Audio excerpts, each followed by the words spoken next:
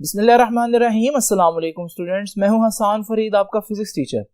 Students, आज का हमारा आर्टिकल है थ्री फेज एसी सप्लाई। इसमें हम लोग डिस्कस करेंगे कि सिंगल फेज और थ्री फेज एसी सप्लाई में क्या फर्क होता है और थ्री फेज एसी सप्लाई को क्या एडवांटेजेस हासिल हैं over single phase AC supply. तो आइए स्टार्ट करते हैं आज का लेक्चर। बच्चों, इससे पहले कि हम थ्री फेज एसी सप्लाई को डिटेल में डिस्कस करें, आइए जरा एक दफा रिकॉल करते हैं कि हमने सिंगल फेज एसी सप्लाई जो पढ़ी थी उसमें हम लोगों ने क्या पढ़ा था चैप्टर नंबर 15 में।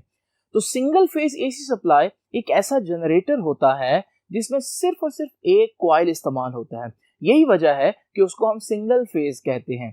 तो हमारे पास सिंगल फेज एसी सप्लाई में ये बात आपने याद रखनी है कि if N AC generator has one coil with a pair of slip rings, एक कॉइल होगा और कॉइल के तो दो सिरे होते हैं, तो दोनों सिरों पर एक एक जो है वो स्लिप रिंग होगा, यानी एक स्लिप रिंग का पेयर हुआ।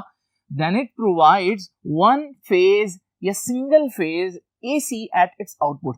और वो अल्टरनेटिंग करंट या अल्टरनेटिंग वोल्टेज जो सिंगल फेज एसी सप्लाई से आपको मिलती है, आपको मालूम है वो एक साइनोसाइडल कर्व की सूरत में होती है, लाइक दिस। ये है हमारे पास सिंगल फेज एसी। लेकिन आज हम पढ़ने जा रहे हैं थ्री फेज एसी सप्लाई, और थ्री फेज एसी सप्लाई के अंदर हमारे पास एक नहीं बल्कि तीन कॉइल्स होते हैं। यही वजह है कि हमने उसको नाम दिया है थ्री फेज एसी। तो तीन कॉइल वाला जनरेटर। थ्री फेज में जो हमारे पास तीनों कॉइल होंगे वो तीनों कॉइल एक दूसरे पर 120 डिग्री पर जो है वो इंक्लाइंड होते हैं। ठीक है, तो ये इंपॉर्टेंट बात याद रखिएगा कि हमारे पास थ्री फेज एसी सप्लाई में क्या होता है कि if N AC generator has three coils inclined at 120 degree, तीन कॉइल हो और तीनों 120 डिग्री पर हों। जैसे कि मैंने आपके सामने ये तीन कॉइल्स बनाए हैं, और अगर आप पहले और दूसरे कॉइल के दरमियान एंगल देखें तो वो 120 डिग्री है, दूसरे और तीसरे के दरमियान भी 120 डिग्री है, तीसरे और पहले के दरमियान भी 120 डिग्री है। तो तीन कॉइल जो है वो एक दूसरे के साथ 120 डिग्री बना रहे हैं यहाँ पर। तो फिर हमारे पास जो इसकी आउटपुट मिलेगी ना इस जनरेटर की, जिसमें तीन कॉइल होते हैं, तो वो आउटपुट कहलाएगी three phase AC. Then it provides three phase AC at its output. अब ये यकीनन हमारे पास ये तीन कॉइल्स हैं, हर कॉइल की जो आउटपुट है वो ऐसी साइनोसाइडल होती है। तो तीन जो कॉइल्स होंगे तीनों की आउटपुट जो है वो साइनोसाइडल होगी। तो वो आउटपुट फाइनली कैसी दिखेगी ये हम नेक्स्ट बोर्ड पर जाकर देखेंगे। अभी सिर्फ हम कंस्ट्रक्शन में पहले देख लें कि हमारे पास प्रिंसिपल इसका क्या है, ये किस असूल पर काम करता है। देखिए, तीन कॉइल हो या एक कॉइल हो, है तो जनरेटर ही, और जनरेटर का जो वर्किंग प्रिंसिपल हम लोगों ने चैप्टर नंबर 15 में पढ़ा था वो था इलेक्ट्रोमैग्नेटिक इंडक्शन। यानी कि जब एक कॉइल मैग्नेटिक फील्ड के अंदर रोटेट करता है तो उसमें से फ्लक्स की जो क्वांटिटी है वो बार बार चेंज होती है, और फ्लक्स का चेंज होना यानी मैग्नेटिक फ्लक्स का चेंज होना करंट इंड्यूस करता है, वोल्टेज इंड्यूस करता है। तो जिस तरह से सिंगल फेज सप्लाई में हम लोगों ने पढ़ा था कि एक कॉइल जब मैग्नेटिक फील्ड में रोटेट कर रहा तो मैग्नेटिक फ्लक्स के चेंज होने से करंट बनेगा, तो यहां पर जब ये तीन कॉइल होंगे और तीनों रोटेट कर रहे होंगे तब भी फ्लक्स तो हर एक में चेंज होगा, और हर एक में जब फ्लक्स चेंज होगा तो हर एक में वोल्टेज इंड्यूस होगी और करंट इंड्यूस होगा। तो हर कॉइल जो है कुछ ना कुछ वोल्टेज देगा, कितनी देगा वो हम बाद में देखते हैं, लेकिन प्रिंसिपल आपको पता चल गया कि ये वही प्रिंसिपल है जो हमारे पास सिंगल फेज एसी का था। Like single phase AC generators, it also works on the principle of Faraday's law of electromagnetic induction. ये भी उसी प्रिंसिपल पर काम करता है, Faraday's law of electromagnetic induction पर काम करता है। इसकी कंस्ट्रक्शन में आपको क्या दिखेगा जी? इसकी कंस्ट्रक्शन में आप लोग देख चुके हैं, तीन कॉइल है 120 डिग्री पर इंक्लाइंड है। In a three phase AC generator instead of one coil, एक कॉइल की बजाय there are three coils inclined at 120 degree to each other. अगली बात बहुत अहम है, आपको मालूम है अगर मेरे पास एक सिंगल कॉइल हो, सिंगल फेज एसी जनरेटर का कॉइल जैसे होता है, तो उसके दो एंड्स होते हैं, ऐसे ही है ना, दो टर्मिनल्स होते हैं। तो जब दो टर्मिनल्स होंगे, दो एंड्स होंगे, तो हमारे पास दो कार्बन ब्रशेस जो है वो अटैच होंगे उसके साथ।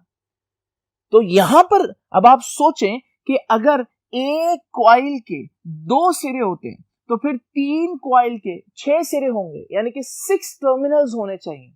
तो 6 कार्बन ब्रशेस या 6 स्लिप रिंग्स होने चाहिए।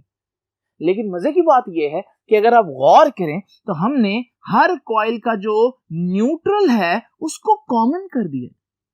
जब हर कॉइल का न्यूट्रल कॉमन हो जाएगा तो आपकी इस पूरी कॉन्फ़िगरेशन में हालांकि 3 कॉइल होंगे, लेकिन जो टर्मिनल्स बन रहे होंगे वो 6 की बजाय सिर्फ 4 बन रहे होंगे, क्योंकि न्यूट्रल टर्मिनल जो है वो हमने सबका कॉमन कर दिया। तो 1 2 3 और ये 4, तो 4 टर्मिनल हमारे पास होंगे बजाय के 6 होते। तो 4 क्यों है 6 की बजाय, वो अब आपको पता चल गया क्योंकि हमने कॉमन कर दी न्यूट्रल लाइन। तो वो कहता है the machine instead of having 6 terminals, हालांकि दिमाग हमारा यही कह रहा है कि 6 टर्मिनल होंगे क्योंकि एक कॉइल के 2 टर्मिनल होते हैं, तो फिर 2 कॉइल्स के 4 होंगे तो 3 कॉइल्स के 6 होंगे। लेकिन हम कह रहे हैं कि यहां पर instead of having 6 terminal, 6 terminal होने की बजाय 2 for each pair of slip ring, क्योंकि हम कह रहे थे कि 6 होंगे। क्यों? क्योंकि हर पेयर ऑफ स्लिप रिंग के लिए 2 टर्मिनल्स होंगे, तो इस पेयर ऑफ स्लिप रिंग के लिए 2 हमारे पास टर्मिनल्स हैं, फिर इसके लिए भी 2 होंगे, इसके लिए भी 2 होंगे, तो 6 हो जाएंगे। लेकिन हम क्या कह रहे हैं, it has only 4 terminals because the starting point of all the 3 coil has a common. ठीक है जी, तो आप देख रहे हैं हर एक का एक एक टर्मिनल हमने क्या कर दिया, कॉमन कर दिया। ठीक है, which is often earthed to the shaft of the generator and other 3 ends of the coils are connected to 3 separate terminals on the machine। तो ये जो हमारे पास जो कॉमन टर्मिनल है इसको हम अर्थ कर देंगे, ये करंट को वापस ले जाएगा, और ये हमारे पास 3 आउटपुट टर्मिनल्स हैं। यानी कि आम जनरेटर से आप देखते हैं कि हमारे पास एक आउटपुट टर्मिनल होता है, लेकिन यहां हमारे पास 3 आउटपुट टर्मिनल होंगे क्योंकि हमारे पास 4 टर्मिनल्स टोटल थे, एक हम लोगों ने अर्थ कर दिया, तो हमारे पास 3 जो है वो टर्मिनल्स रह गए। अब ये कॉन्फ़िगरेशन काम किस तरह से करेगी, इसकी वर्किंग क्या है, ये हम चलते हैं देखते हैं नेक्स्ट बोर्ड पर। तो अब जरा आप लोग इसकी कंस्ट्रक्शन को ज़हन में बिठा लीजिए क्योंकि इसी को हम आगे वर्किंग में कन्वर्ट करते हैं। तो आइए स्टूडेंट्स अब जरा देखते हैं कि इस 3 फेज एसी सप्लाई की वर्किंग कैसे होगी। उसके लिए सबसे पहले आप ये देखिए कि हमारे पास ये जो 3 कॉइल्स मैंने आपको दिखाए हैं ये एक दूसरे पर 120 डिग्री का फेज डिफरेंस रखते हैं। मजे की बात यह है कि अगर ये कॉइल जो इस वक्त इस पोजीशन में है, सपोज करें ये मैग्नेटिक फील्ड के साथ पैरेलल हो चुका है, तो इसमें जो मैग्नेटिक फ्लक्स है उसका चेंज 0 हो जाएगा, तो हम देखेंगे इसमें इस वक्त वोल्टेज 0 होगी। यानी इन तीनों कॉइल्स में से ये जो ब्लैक वाला कॉइल है ये कोई वोल्टेज इंड्यूस नहीं कर रहा इस पोजीशन में। अच्छा, जब ये कोई वोल्टेज इंड्यूस नहीं कर रहा होगा तो दूसरा कॉइल जो है वो वोल्टेज इंड्यूस कर रहा होगा। वजह क्या है, वो मैग्नेटिक फील्ड के पैरेलल नहीं होगा क्योंकि वो तो 120 डिग्री का फेज रखता है। तो जिस लम्हे ये हमारे पास कोई वोल्टेज इंड्यूस नहीं कर रहा होगा, जब दूसरा कॉइल कुछ ना कुछ वोल्टेज इंड्यूस कर रहा होगा क्योंकि वो 120 डिग्री का फेज रखता है, और तीसरा कॉइल भी कुछ ना कुछ इंड्यूस कर रहा होगा क्योंकि वो उसके साथ 120 या पहले वाले के साथ 240, क्योंकि 120 प्लस 120 तो 240 का फेज डिफरेंस आ जाएगा। यानी मजे की बात ये हुई कि कोई एक ऐसा मोमेंट आपके पास नहीं आएगा जिसमें तीनों कॉइल एक साथ 0 रीडिंग दे दें, क्योंकि अगर ये 0 पर है तो बाकी दोनों कुछ एंगल्स बना रहे हैं, वो कुछ ना कुछ ईएमएफ इंड्यूस करेंगे। अगर ये रेड वाला घूमते घूमते पैरेलल हो जाता है तो फिर हमारे पास ब्लैक और ब्लू जो है वो वोल्टेज इंड्यूस करेंगे, और अगर ब्लू जो है वो 0 पर आ जाता है तो ब्लैक और रेड जो है कुछ ना कुछ वोल्टेज इंड्यूस करेंगे। यानी हर लम्हा कुछ ना कुछ वोल्टेज जो है वो आपको लाजमी मिलती रहेगी। तो ये इसकी वर्किंग में खास बात है कि कोई ऐसा लम्हा नहीं आएगा जिसमें आपके पास करंट जो है वो 0 हो जाएगा परमानेंटली। अगर ये सिंगल फेज एसी होता तो सिंगल फेज एसी में आप लोग देखते हैं ये वो पॉइंट है जहां पर करंट जो है वो एक लम्हे के लिए 0 हो गया, ये वो पॉइंट है जहां पर करंट एक लम्हे के लिए 0 हो गया। तो हमारे पास ये जो पावर आपको मिलती है सिंगल फेज से, ये एक ऐसी पावर होती है जो एक लम्हे के लिए 0 पर पहुंचती है। लेकिन अगर आप यहां देखें तो क्योंकि 3 कॉइल है, अगर एक कॉइल 0 पावर दे रहा हो, 0 करंट दे रहा हो, 0 वोल्टेज दे रहा हो, तो बाकी कुछ ना कुछ तो दे रहे होंगे, जिसकी वजह से हमारे पास कुछ ना कुछ वैल्यू हमेशा वोल्टेज की मिलती रहेगी। आप इसको यूं तस्वीर करें जैसे आपके मोहल्ले में एक चौकीदार है जो कि 24 घंटे के लिए आपके पास है। जब वो 24 घंटे के लिए आपके पास होगा तो आप लोग जानते हैं कि कभी ना कभी तो उसने सोना है, तो उस लम्हे आपको बहुत ज्यादा खतरा होगा। लेकिन जरा इमेजिन करें अगर एक की बजाय 3 चौकीदार हों और वो तीनों अपनी शिफ्ट्स बना लें और वो वक्फे वक्फे से सोएं और वक्फे वक्फे से जागें, तो जब हमारे पास एक चौकीदार सो रहा होगा तो बाकी दो में से दोनों बाकी जाग रहे होंगे, दोनों चुस्त होंगे, और अगर दूसरे दोनों में से कोई एक सो जाए तो फिर भी हमारे पास 2 लोग ऐसे होंगे जो जाग रहे होंगे, तो आपको हर वक्त सिक्योरिटी मिलती रहेगी। ये फायदा होता है एक से भले 3 है। तो हमारे पास अब इस वर्किंग को हम पढ़ते हैं। When the combination of three coils rotate in the magnetic field, each coil generates an alternating voltage across its own pair of slip ring. तो आप यूं समझे कि जैसे ये 3 फेज एसी सप्लाई जो है ये असल में एक जनरेटर नहीं है बल्कि ये 3 जनरेटर है। हकीकत में एक जनरेटर है, लेकिन आप इसकी वर्किंग को समझने के लिए, क्योंकि इसमें 3 कॉइल्स आ रहे हैं, आप थोड़ी देर के लिए सपोज कर लें कि ये एक नहीं बल्कि 3 जनरेटर्स हैं जिनमें 3 अलग-अलग कॉइल है और हर कॉइल मैग्नेटिक फील्ड में रोटेट कर रहा है। और हर कॉइल जब मैग्नेटिक फील्ड में रोटेट कर रहा होगा तो हर एक अपनी ईएमएफ इंड्यूस कर रहा होगा और वो साइनोसाइडल वोल्टेज होगी। और आप देख रहे हैं ये हर एक हमारे पास ईएमएफ इंड्यूस कर रहा है। एक जो कॉइल है उसकी ईएमएफ को मैं फेज 1 कह देता हूं, दूसरे को मैं फेज 2 कह देता हूं, तीसरे को मैं फेज 3 कह देता हूं। और आप देख रहे हैं कि सारी साइन वेव्स एक साथ एक दूसरे के ऊपर तले क्यों नहीं आ रही, ऐसे क्यों नहीं आ रही? उसकी वजह यह है कि हमारे पास जो कॉइल्स हैं वो कॉइल्स 120 डिग्री एक दूसरे के साथ इंक्लाइंड है। अगर ये 0 पर होगा तो ये रेड वाला 0 पर नहीं होगा। अगर ये 0 वोल्टेज दे रहा है तो रेड वाला कुछ वोल्टेज दे रहा होगा और ब्लू वाला भी कुछ ना कुछ वोल्टेज दे रहा होगा। इसको हम ग्राफ में भी देख सकते हैं। ये देखिए हमारे पास ब्लैक वाला इस पॉइंट पर 0 है, यानी ये जो ब्लैक वाला 0 है ये असल में ये पॉइंट है, तो यहां ये 0 है, ये कोई वोल्टेज नहीं दे रहा। लेकिन इसी पॉइंट पर जरा देखिए, इसी पॉइंट पर आपको देखो रेड इतनी वोल्टेज दे रहा है क्योंकि रेड 120 डिग्री पर इंक्लाइंड है। और इसी पॉइंट पर अगर आप देखें तो ब्लू भी आपको कुछ ना कुछ वोल्टेज दे रहा है क्योंकि ब्लू भी पैरेलल नहीं है, वो 240 डिग्री इंक्लाइंड है ब्लैक के साथ। तो इसका मतलब जिस लम्हे ब्लैक 0 पर आया, रेड और ब्लू की कुछ ना कुछ वैल्यू थी। आगे मजे की बात देखें, कुछ थोड़ी देर के बाद रेड जो है वो 0 पर आ जाएगा। देखें रेड 0 पर आ गया, लेकिन जब रेड 0 पर आएगा तो उस लम्हे ब्लैक की कुछ ना कुछ वैल्यू है और उस लम्हे ब्लू की भी कुछ ना कुछ वैल्यू है। फिर थोड़ी देर बाद ब्लू 0 पर आ जाएगा। जब ब्लू 0 पर आया तो उस लम्हे ब्लैक वाला कॉइल कुछ ना कुछ रीडिंग दे रहा है और रेड वाला कॉइल भी कुछ ना कुछ रीडिंग दे रहा है, यानी कि आपको मुसलसल कुछ ना कुछ रीडिंग मिलती जाएगी। ऐसा कोई लम्हा नहीं आएगा सिंगल फेज की तरह जहां पर एक लम्हे के लिए मोमेंटरली इंस्टेंटेनियसली करंट या वोल्टेज या पावर 0 हो जाए, मुसलसल पावर मिलती रहेगी। 3 ऑल्टरनेटिंग वोल्टेजेस आर जनरेटेड, ठीक है, तो वो तो हम लोगों ने देख लिया। 3 साइनोसाइडल वेव्स होंगी, ठीक है।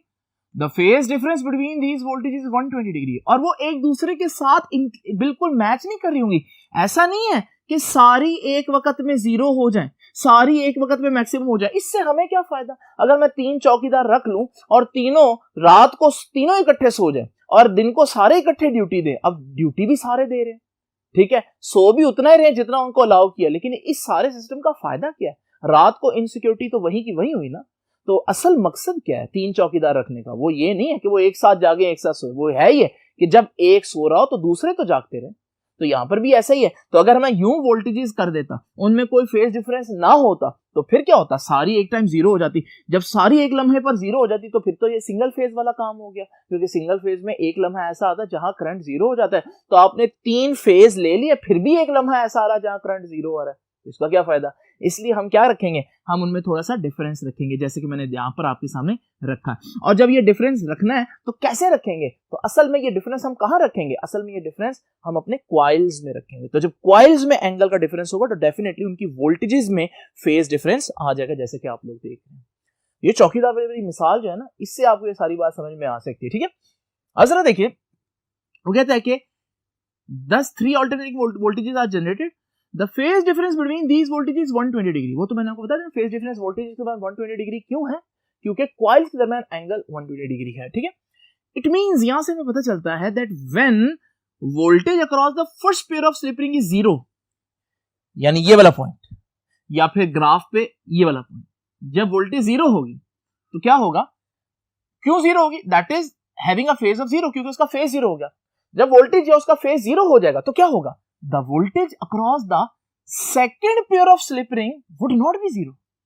तो उस वक्त जो सेकेंड पेयर है, यानी ये 0 हो गया, लेकिन सेकेंड पेयर कुछ ना कुछ वोल्टेज दे रहा है, इवन थर्ड पेयर भी कुछ ना कुछ वोल्टेज दे रहा है। वजह क्या है? वजह सुन लीजिए, would not be 0 but it will have a phase of 120 degree, क्योंकि उसका फेज 120 डिग्री है, क्योंकि जब ये 0 फेज रखता है तो वो 120 डिग्री पर उसमें फ्लक्स चेंज हो रहा होगा। Similarly, at this instant, the voltage generated across the third pair will have a phase of 240. तो अगर हमारे पास ये इस वक्त हमारे पास कुछ वोल्टेज दे रहा है, तो ये वाला जो तीसरा कॉइल है वो भी कुछ ना कुछ वोल्टेज दे रहा होगा। क्यों?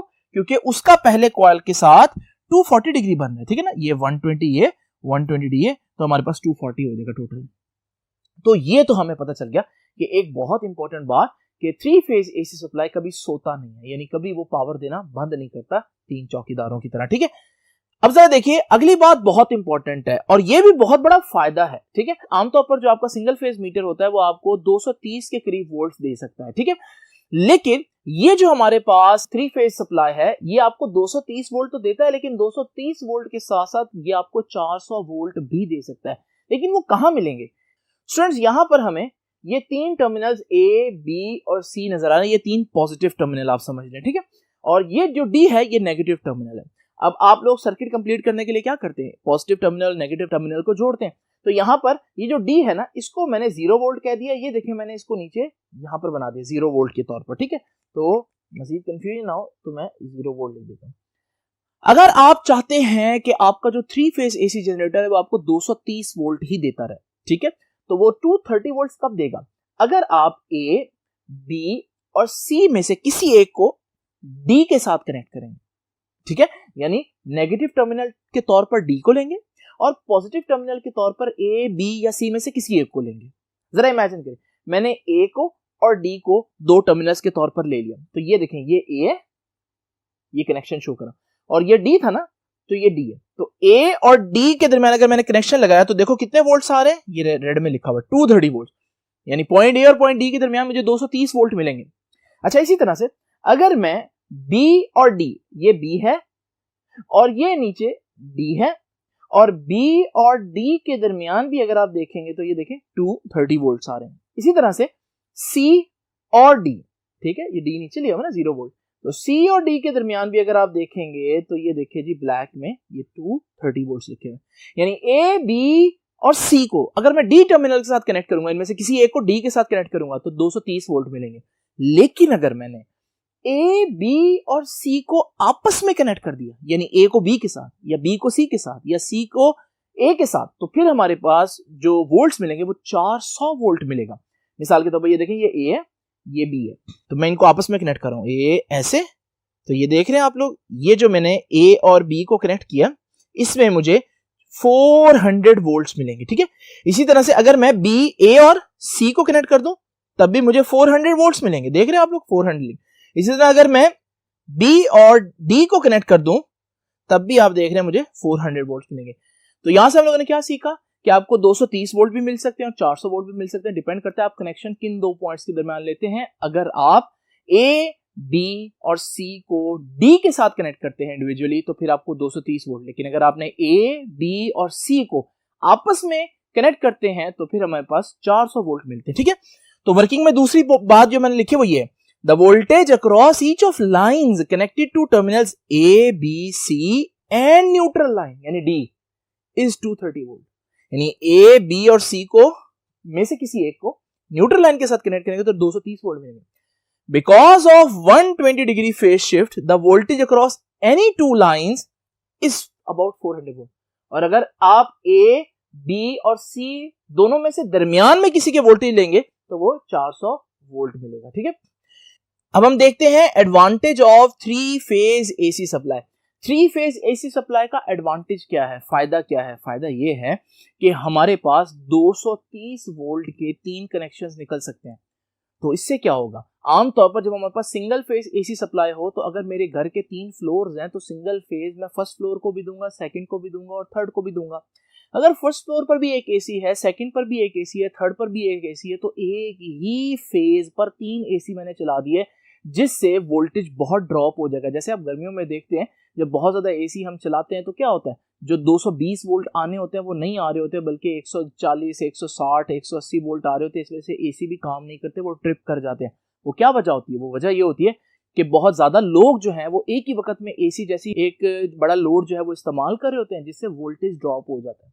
तो अगर मेरे पास 3 फेज एसी सप्लाई हो तो वहां से तो 230 वोल्ट के 3 कनेक्शन निकल सकते हैं। तो मैं क्या करूंगा, मैं फर्स्ट फ्लोर को एक कनेक्शन दे दूंगा, सेकंड फ्लोर को दूसरा और थर्ड फ्लोर को तीसरा।